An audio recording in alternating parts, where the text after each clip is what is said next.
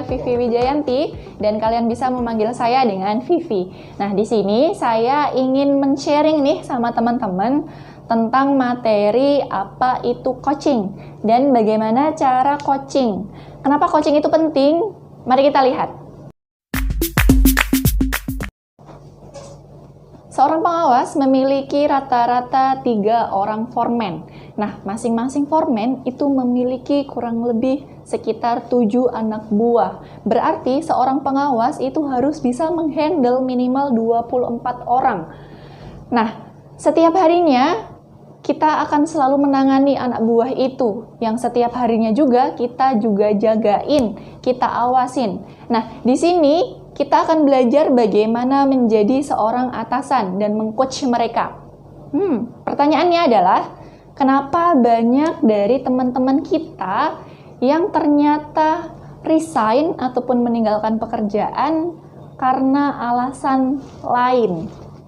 Nah, jadi ternyata kebanyakan orang yang katanya ingin meninggalkan perusahaan karena atasannya, bukan karena perusahaannya.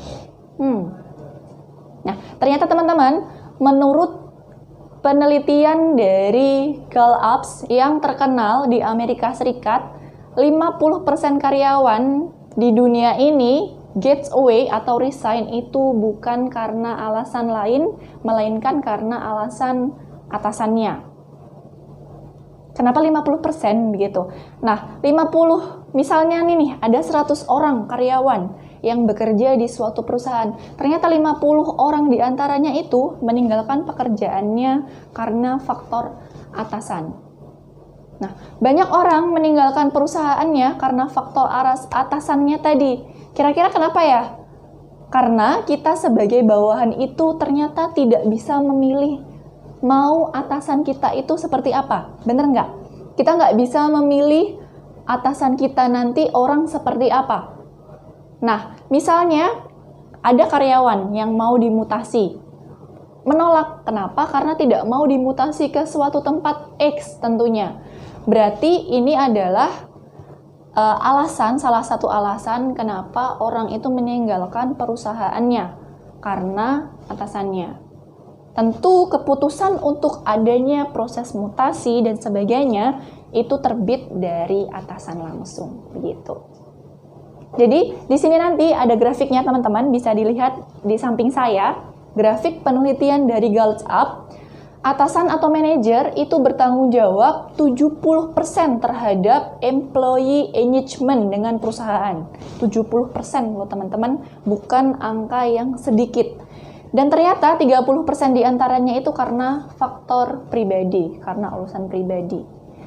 Nah, yang membimbing agar karyawan engage dengan perusahaan itu adalah atasannya. Harus atasannya.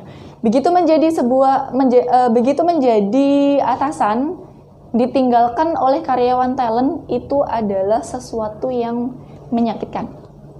Jadi perlu diingat teman-teman bahwa 70% manajer atau atasan itu berperan penting terhadap employee engagement karyawan di suatu perusahaan.